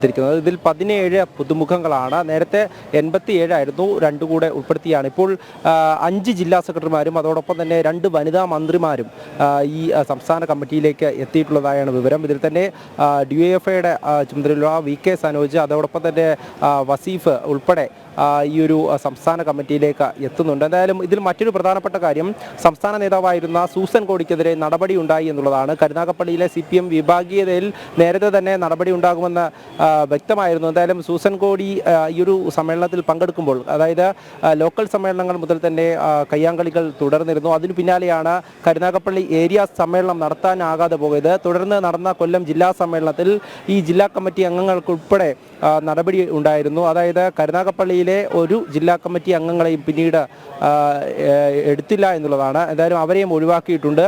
അതോടൊപ്പം തന്നെയാണ് സൂസൻ കോടി സംസ്ഥാന കമ്മിറ്റി അംഗമായിരുന്നു, വനിതാ നേതാവായിരുന്നു. എന്തായാലും ഇനിയുള്ള സംസ്ഥാന കമ്മിറ്റിയിൽ സൂസൻ കോടി ഇല്ല എന്ന് തന്നെ വ്യക്തമായിരിക്കുകയാണ്. ഈ പാർട്ടിക്കുള്ളിലെ വിഭാഗീയത അത് കൊല്ലം ജില്ലയിൽ കഴിഞ്ഞ കുറച്ച് മാസങ്ങൾക്ക് മുൻപ് തന്നെയാണ് ഈ കരുനാഗപ്പള്ളിയിലെ ഏരിയ കമ്മിറ്റി ഓഫീസിലേക്ക് പ്രവർത്തകർ പ്രതിഷേധ മാർച്ച് സംഘടിപ്പിച്ചിരുന്നു. അത്തരത്തിലൊരു വിഭാഗീയ പ്രവർത്തനം നടത്തിയെന്നുള്ള വിലയിരുത്തൽ തന്നെയാണ് സൂസൻ കോടിക്കെതിരെ നടപടി ഉണ്ടായിട്ടുള്ളത്. നേരത്തെ തന്നെ PR അരവിന്ദാക്ഷൻ ഉൾപ്പെടെ മറ്റ് ജില്ലാ കമ്മിറ്റി നേതാക്കൾക്കുൾപ്പെടെ നടപടി എടുത്തിരുന്നു അവർക്കെതിരെയും. എന്തായാലും ഈ ഒരു സമ്മേളനത്തിൽ ആദ്യം, അതായത് കഴിഞ്ഞ ദിവസം അവതരിപ്പിച്ച നയരേഖയുമായി ബന്ധപ്പെട്ട മറുപടി പ്രസംഗമുണ്ടായിരുന്നു. മുഖ്യമന്ത്രിയുടെ മറുപടി പ്രസംഗം കഴിഞ്ഞ ശേഷം ഈ പാനലിലേക്ക് ഈ ലിസ്റ്റ് വയ്ക്കുകയും തുടർന്ന് അംഗീകാരം നൽകുകയും ചെയ്തിരിക്കുകയാണ്. ഇതോടുകൂടി തന്നെ സംസ്ഥാന കമ്മിറ്റിയിലേക്ക് പുതുമുഖങ്ങളായി എത്തുന്നവരാണ് നേരത്തെ ഞാൻ പറഞ്ഞ 5 ജില്ലാ സെക്രട്ടറിമാരും അതോടൊപ്പം തന്നെ നേരത്തെ ഒരു സൂചന ലഭിച്ചിരുന്ന 2 വനിതാ മന്ത്രിമാരും. അതിൽ ഉന്നത വിദ്യാഭ്യാസ മന്ത്രി R ബിന്ദു, അതോടൊപ്പം തന്നെ ആരോഗ്യമന്ത്രി വീണ ജോർജ് എന്നിവർ ഉണ്ട് എന്നാണ് വിവരം. അതോടൊപ്പം പുതുമുഖങ്ങളായി ഓരോ ജില്ലയിലും ജില്ലാ സെക്രട്ടറിമാരൊക്കെ എത്തിയിട്ടുണ്ട്. എന്തായാലും ഇനിയൊരു പുതിയ നിരയെ അണിനിരത്തിക്കൊണ്ടാണ് CPM ഈ സംസ്ഥാന കമ്മിറ്റിയിൽ മുന്നോട്ട് പോകുന്നത്. അതോടൊപ്പം തന്നെ മൂന്ന് പേർ മരിച്ച ഒഴിവുകളുണ്ടായിരുന്നു. അതായത് കോടിയേരി ബാലകൃഷ്ണൻ ഉൾപ്പെടെയുള്ള നേതാക്കൾ മരിച്ച 3 ഒഴിവുകൾ, അതോടൊപ്പം തന്നെ ആരോഗ്യ സംബന്ധമായ കാര്യങ്ങൾ കൊണ്ട് ഒഴിവാകുന്നവർ, അതോടൊപ്പം തന്നെ ഈ നടപടിയുടെ പുറത്ത് ഒഴിവായവർ, 75 വയസ്സ് പ്രായപരിധി കഴിഞ്ഞ പാർട്ടി കോൺഗ്രസ് മുതൽ തന്നെ ആ പ്രായപരിധി കർശനമാക്കിയിരുന്നു. അതുകൊണ്ട് തന്നെ 75 വയസ്സ് പൂർത്തിയായ നേതാക്കൾ ഇനി സംസ്ഥാന കമ്മിറ്റിയിൽ തുടരേണ്ട എന്ന് സംസ്ഥാന സെക്രട്ടറി തന്നെ അറിയിച്ചിട്ടുണ്ടായിരുന്നു. തുടർന്നാണ് അത്തരത്തിലൊരു തീരുമാനത്തിലേക്ക് പോയിരിക്കുന്നത്. എന്തായാലും സംസ്ഥാന സെക്രട്ടേറിയറ്റിൽ നിന്നും 3 നേതാക്കളുടെ പേരാണ് നേരത്തെ തന്നെ ഉയർന്നു വന്നിരുന്നത്. ആനാവൂർ നാഗപ്പൻ, PK ശ്രീമതി, അതുപോലെ തന്നെ AK ബാലൻ എന്നിവരെ ഒഴിവാക്കും എന്നുള്ള കാര്യം അറിയിച്ചിട്ടുണ്ടായിരുന്നു. എന്തായാലും ഇനിയും വിവരങ്ങൾ വരുവാനുണ്ട്.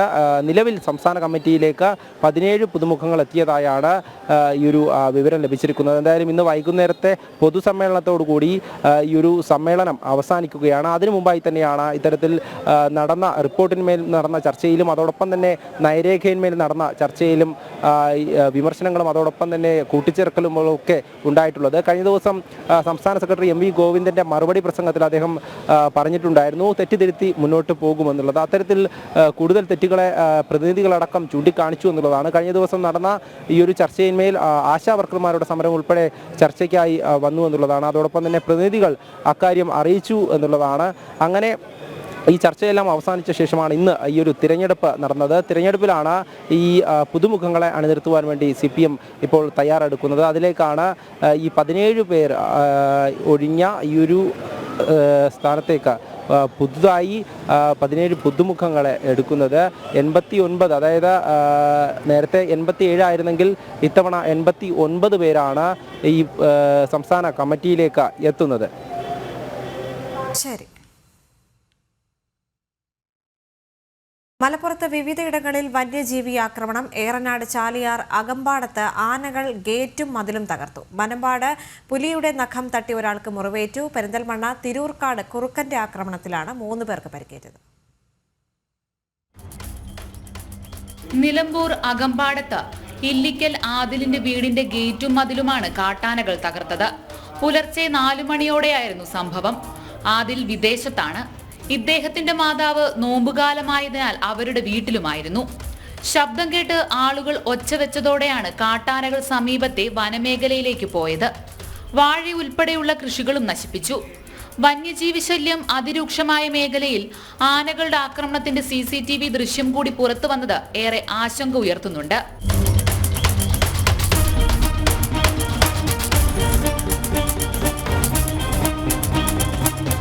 മമ്പാട് പുലിയുടെ നഖം തട്ടി ബൈക്ക് യാത്രികന് പരിക്കേറ്റു.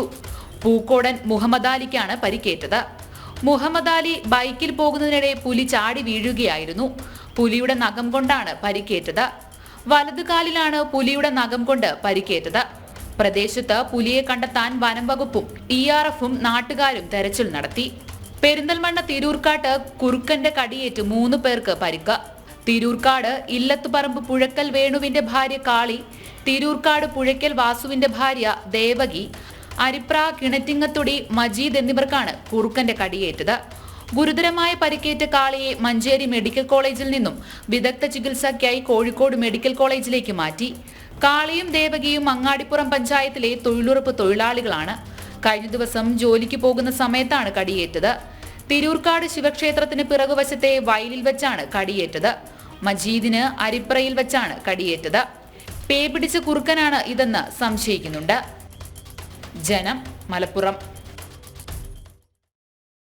വയനാട് ദുരിതബാധിതരുടെ പുനരധിവാസ പട്ടിക തയ്യാറാക്കുന്നത് ജില്ലാ ദുരന്ത നിവാരണ അതോറിറ്റി എന്ന് റവന്യൂ മന്ത്രി K. രാജൻ.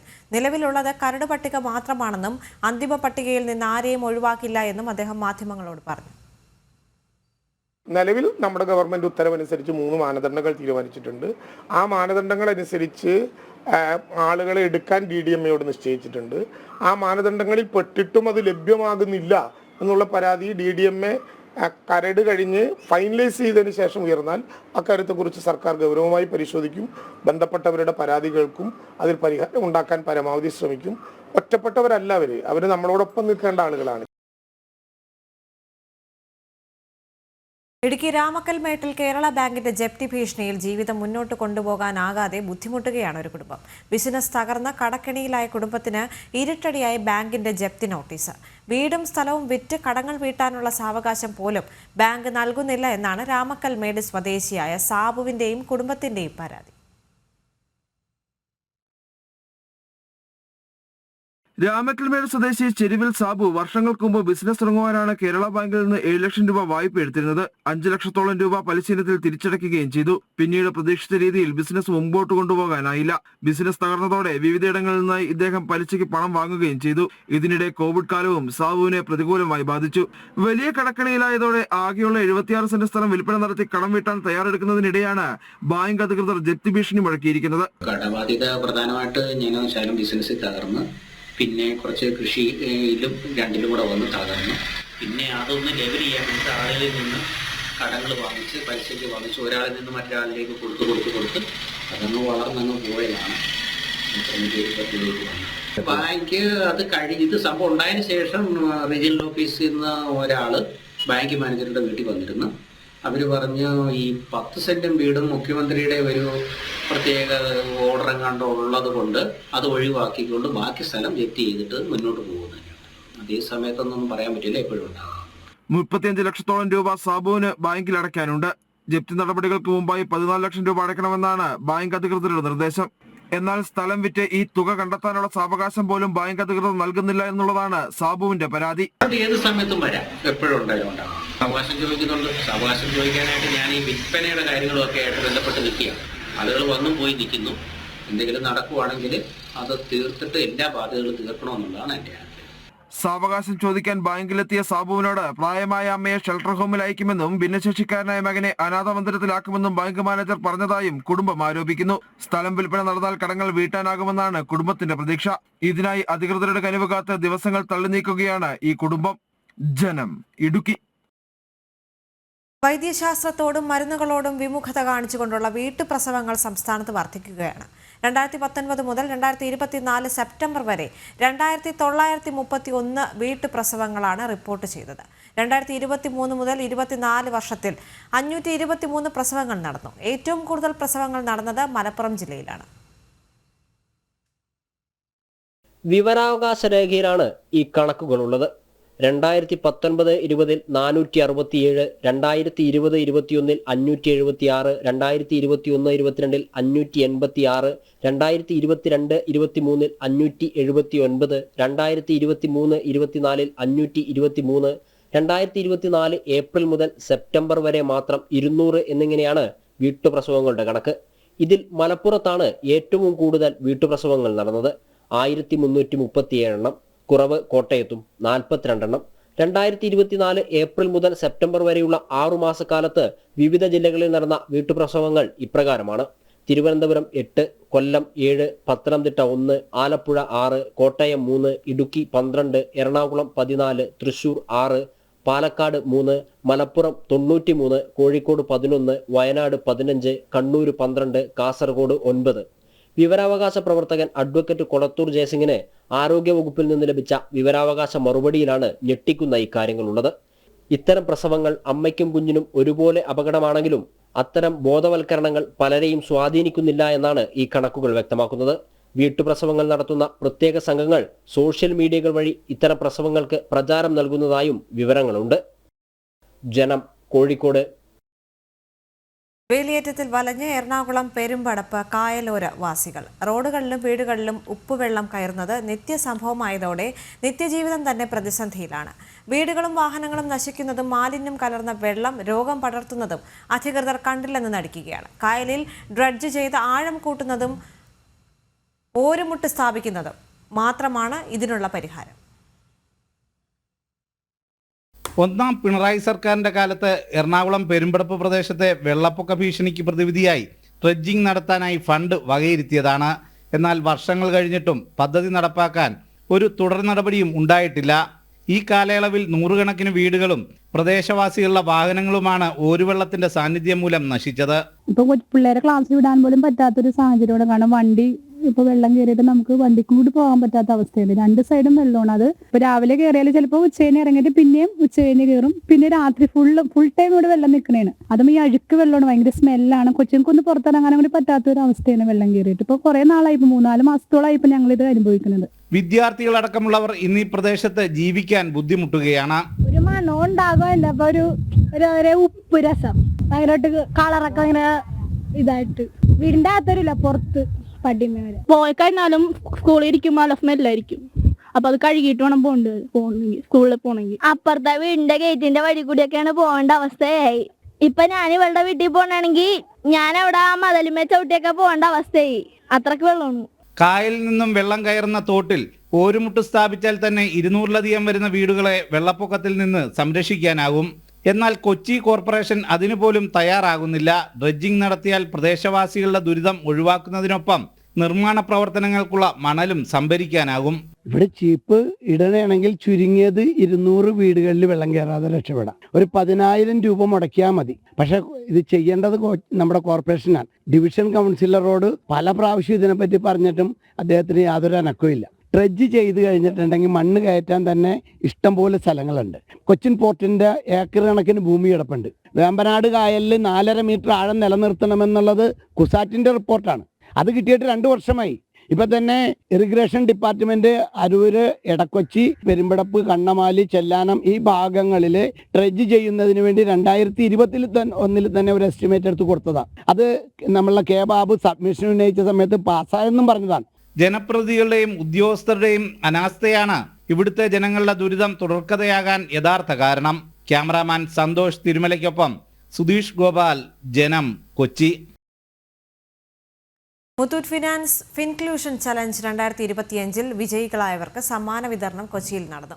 5 ലക്ഷം രൂപയും ഒന്നാം സമ്മാനം മാനേജ്മെന്റ് ഡെവലപ്മെന്റ് ഇൻസ്റ്റിറ്റ്യൂട്ട് ഗുരുഗ്രാം കരസ്ഥമാക്കി. 3 ലക്ഷം രൂപയുടെ രണ്ടാം സമ്മാനം IIM ലക്നൌവും 1 ലക്ഷം രൂപയുടെ മൂന്നാം സമ്മാനം ബിറ്റ്സ് പില്ലാനിയും സ്വന്തമാക്കി. രാജ്യത്തിന്റെ വിവിധ ഭാഗങ്ങളിൽ നിന്നായി 5700ഓളം ടീമുകളാണ് ഫിൻക്ലൂഷൻ ചലഞ്ചിന്റെ ഭാഗമായത്. എറണാകുളം ജില്ലാ കളക്ടർ NSK ഉമേഷ് ചലഞ്ചിന്റെ സമാപനം ഉദ്ഘാടനം ചെയ്തു. Muthoot institute of technology and sciences principal doctor PC Neelakantan, Muthoot finance managing director George Alexander Muthoot തുടങ്ങിയവരും പങ്കെടുത്തു. Certainly appreciate and thank all those who have done all this, and especially those who are here, the 10 teams who are here. Others I wouldn't be able to thank them today, but on my behalf, please convey my thanks to them and to you also for your definite support and your contribution to Muthoot Group. ലോക വനിതാ ദിനത്തോടനുബന്ധിച്ച് UAE-യിലെ പ്രവാസി ഭാരതീയരുടെ കൂട്ടായ്മയായ FOI ഇൻവെന്റ്സ് CSR ആക്ടിവിറ്റിയുടെ ഭാഗമായി mega രക്തദാന camp സംഘടിപ്പിക്കുന്നു. Dubai കൗൺസിലേറ്റുമായി സഹകരിച്ചാണ് camp ഒരുക്കിയിരിക്കുന്നത്. നാളെ രാവിലെ 8 മണി മുതൽ ജദഫിലുള്ള DHA ഹെഡ്ക്വാർട്ടേഴ്സിലാണ് പരിപാടി. ജനം TV ആണ് ഔദ്യോഗിക മാധ്യമ പങ്കാളി. രക്തദാനം നിർവഹിക്കാൻ താൽപ്പര്യമുള്ളവർ മെഗാ ബ്ലഡ് ഡൊണേഷൻ@gmail.com എന്ന ഇമെയിൽ വിലാസത്തിലോ 0557579929 എന്ന നമ്പറിലോ വിവരം കൈമാറേണ്ടതാണ്. ഇവന്റ്സ് LLCയും ഇന്ത്യൻ കോൺസുലേറ്റും ഇന്റർനാഷണൽ വിമൻസ് ഡേയോടനുബന്ധിച്ച് സംഘടിപ്പിക്കുന്ന mega blood donation camp March 9-ാം തീയതി DHA ഹെഡ്ക്വാർട്ടേഴ്സ് അൽ ജദ്ദാഫിൽ വെച്ച് നടത്തുന്നു. സമയം രാവിലെ 8 മണി മുതൽ ഉച്ചയ്ക്ക് 1 മണി വരെ. എല്ലാവരെയും ഈ സദുദ്യമത്തിന്റെ ഭാഗമാകാൻ ക്ഷണിച്ചുകൊള്ളുന്നു. അബുദാബിയിൽ കാരണമില്ലാതെ റോഡിന്റെ നടുവിൽ വാഹനം നിർത്തിയാൽ 1000 ദിർഹം പിഴയും 6 ബ്ലാക്ക് പോയിന്റുകളും ലഭിക്കുമെന്ന് പോലീസ്. റോഡിൽ നിർത്തിയ വാഹനത്തിന് പിറകിൽ മറ്റൊരു വാഹനം ഇടിച്ചു കയറുന്ന അപകടത്തിന്റെ ദൃശ്യം പങ്കുവച്ചായിരുന്നു മുന്നറിയിപ്പ് നൽകിയത്. റോഡിന് നടുവിൽ വാഹനം നിർത്തരുതെന്നും മറ്റു വാഹനങ്ങളുടെ സുരക്ഷയ്ക്ക് വേണ്ടി സമീപത്തുള്ള എക്സിറ്റിലാവണം വാഹനം നിർത്തേണ്ടതെന്നും അധികൃതർ ഓർമ്മിപ്പിച്ചു. വാഹനം റോഡിൽ നിന്ന് മാറ്റാനാവുന്നില്ലെങ്കിൽ ഉടൻ തന്നെ 999 എന്ന നമ്പറിൽ വിളിച്ച് സഹായം തേടണം.